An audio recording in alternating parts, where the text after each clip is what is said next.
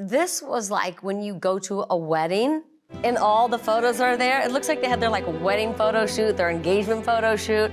Where's the guest book do I sign? Oh, look at this. What is this? But you're just as bad as me with the photos. This looks like a shrine.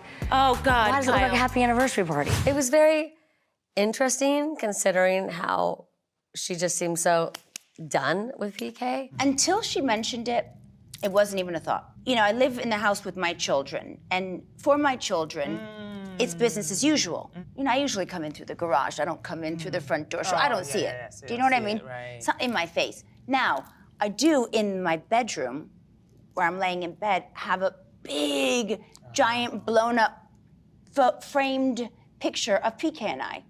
And from my bed, it's like I am looking right at it, Boz. Lord. Okay? I am looking right at it.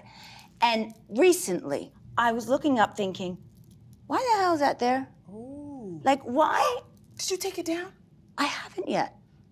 But you've been thinking about it. But I did think about it. I mean, I've looked at it and felt really sad. I still have family photos up and photos of Mo and me together. When we were at her house, there were pictures of Kyle and Mauricio all over, and there was one at the bar where they're literally kissing each other on the lips. And I said, it's like she's waiting for him to come back. And I said, you need to get rid of these pictures. And she's like, well, they're all over the house. And I said, well, let's get rid of this one where they're kissing. You did? Oh, I wanted to pull them all and put them in a drawer. I took it down and I put it in a drawer. You did? Yeah, I did, but I'm sure she took it right out. But it did seem like she wanted to keep everything the way that it was because it seemed like she was in a state of waiting, like perhaps he's gonna come back. Yeah. I just last week took the ones down next to my bed. I left the family ones up and then put the other ones of just Mo and me in the drawer.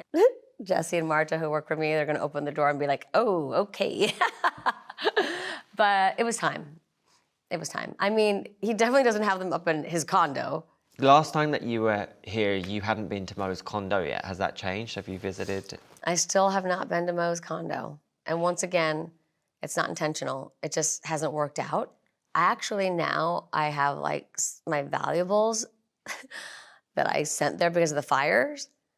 So I can go whenever I want to get them. I just have never been there yet. But Portia dropped off the valuables. I do think it would be a little weird going over there and seeing a bachelor pad. You know, I don't know that life of his and that part of him. Like when I see pictures of him on the internet out and about, I'm like, it looks in my mind like two different people to me. So it would be weird. But that's not why I'm not going. You're in Dorit's house, and she's over there, and everybody's over here with Sutton, who is trying to leave. Well, she's trying to leave. Let her go. Come on into the house. I'm not comfortable here. She was in. I mean, y'all want to coddle her, coddle her. Like, I don't understand why we're sitting around trying to convince her to stay. She don't want to stay. She's a grown woman. We had come from a long trip. We were tired. She was jealous. Who? Our little trip. Okay. She was. We had just spent very emotional 3-4 days with Sutton. We've done all that, and then we're just gonna let her walk out the door? I saw that she was upset. Garcelle saw that she was upset. So we were just trying to talk to her as a friend. So why would that bother Boz? You've been standing by Dorit no matter what. It wasn't even that I'm coming in defense of you as you. Right. If it was happening in Kyle's house, I would have said that. know. Well, just have some decorum. I'm like, if you're gonna just be fair about it, let's be fair. But you can't be hypocritical and call me somebody's spokesperson. Stop being Dorit's spokesperson. When you're over here defending the person who's doing the wrong.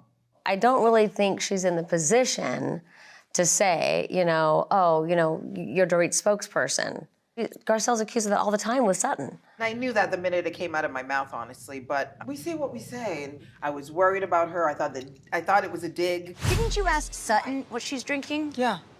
And you asked, is there alcohol in it? So You thought it was a dig? It was a dig. Well, okay. Garcelle, 1,000,000 times, and even in that particular situation, was giving excuses for why Sutton was behaving poorly. Yet I am Dorit's spokeswoman? I'm like, no, I'm also trying to explain the fact that we should be more concerned with our hostess than with the person who's trying to leave.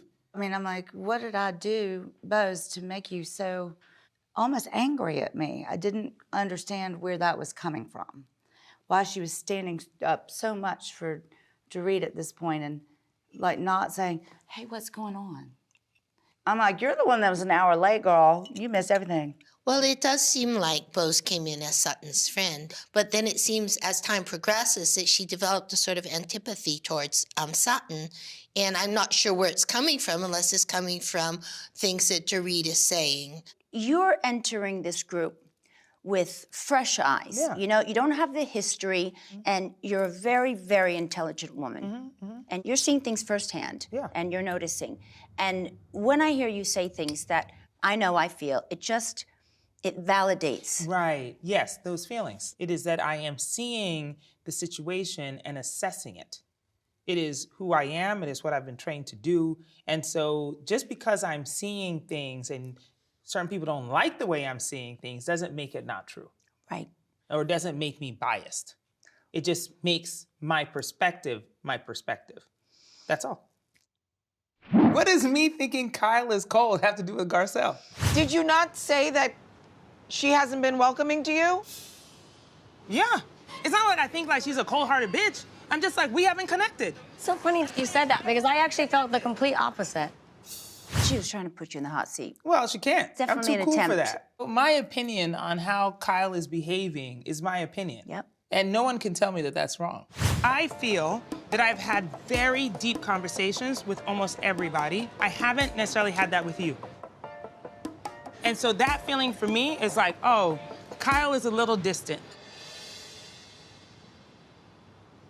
She's a little cold. It genuinely just hurt my feelings because I was having a completely different experience. And just like, so you had lunch with my sister and then you felt comfortable enough to say that to my sister? That's weird, and it doesn't even feel true. I thought, are you just saying this because you're friends with Dorit? But that's why I had asked the other ladies, have you spent a lot of time with Bose? Because, you know, did you go visit her after her surgery? No. I didn't even know she had a surgery is what they'd said to me. So I felt like that seemed a little strange to me, but maybe it does take me longer to open up more than, you know, I guess I hadn't opened up enough to her. She was expecting more. I'm not really sure. I think that Kyle was cold to me. I don't take that back at all. She was. Now, why was she cold? Now, we could talk about that. Yeah, but the fact that she was cold, no, that's true. So if she says she was cold because she's going through, you know, her own situation and she didn't want to open up to me, who is a stranger in the group, fine. Easy enough explanation. But then don't get pissed because I said that you were cold. That's the truth. The really interesting thing is, Garcelle said the same thing. I thought Kyle was going to be warmer to me when I first joined the group. I think it's really hard myself, and I'm coming in as Sutton's friend, and I also know Garcelle and Kathy a little bit, and I found it very hard to penetrate this group of women. And I feel like because they've been together for so long, especially, you know, some, you know, like what's left of the Fox Force 5, I feel like it's a little bit, not intentionally. Oh, they're still together, don't worry.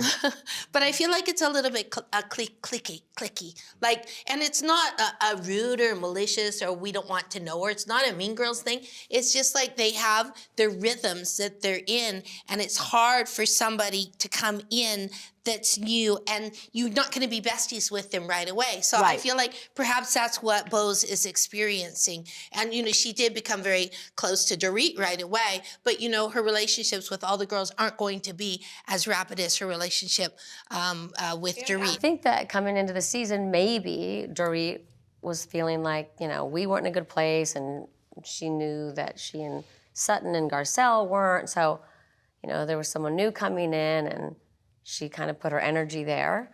And then Bose was new, and, you know, I think they sort of just like latched onto each other. The denial of it is what is so infuriating. Because if Kyle says, you know what, Bose, you're right. I'm cold. I was cold towards you. You know why? Because X, Y, and Z thing. Then this is a non-issue. There are multiple examples of Kyle being upset at being shown the truth of her behavior without acknowledging the fact that those things are true. I would feel much more respect for her in that situation if she acknowledged the fact that, oh, she's mad at Dorit because X, Y, and Z thing. Or she doesn't want to talk about this situation in her life because of X, Y, and Z thing. Or cold to me because of X, Y, and Z thing. It's like, but the denial of those things is what is infuriating. Oh, God, I know exactly what you mean. If I am to get pregnant again, like you say, when I am to get pregnant again, I would really want to enjoy it. But at the same time, given my experiences, I know that it can be fraught with danger. I got pregnant unexpectedly with my first daughter named Eve. I discovered that I had early stages of preeclampsia. About 6.5 months, my blood pressure spiked. By the time I arrived at the hospital, there was a team waiting at the front.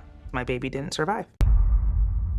And so there is an underlying fear, which is like, ooh, ooh, ooh, oh no, this could maybe turn out bad. Like, you don't want to be hurt like that again. You don't want to have to grieve like that again.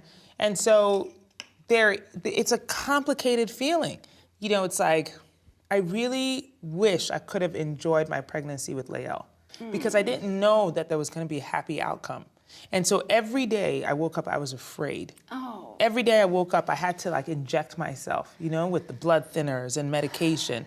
And so I was unhappy the entirety of the pregnancy, and I was scared. Yeah, but maybe because you had the experience already, you can go into it prepared. Yeah. And consciously make the decision. Yes, Do you that's the understand? thing. That's what you is that going into my pregnancy with Lael, all I could think about was loss. Yep. I didn't have the experience of like having a living child at the end of a pregnancy. Right. And so I couldn't have understood that like, hey, look, you won't have this experience again. Right. Like, enjoy it right now. Right. Because there will be many years where you're reliving and rethinking about like, oh man, you'll hear other people's stories and wish that you'd had something similar. And so now from this vantage point, even though my hope is tinged with fear, you know, if I am to get pregnant again, I want to be conscious about enjoying the journey, regardless of the outcome. Yes. How did your conversations with Keely go about this? He clearly wants children. He has told everyone. I don't have any kids yet. I mean, I would like to have 1 to 3. Okay, that is not a secret. But I think privately, what you know, the public doesn't see or anybody doesn't see is that he is concerned about my health. And so, you know, the doctor's appointments, the things that I am doing now to ensure that I'm healthy enough are things that he is actively involved in, you know? So for me, it's like I feel very good about that because he is also not looking at this blindly. I don't take any of this experience for granted, you know, in that I am going in it with eyes wide open about, you know, what this relationship is, also like what this experience of pregnancy could be for me or for us, and how I want to approach it.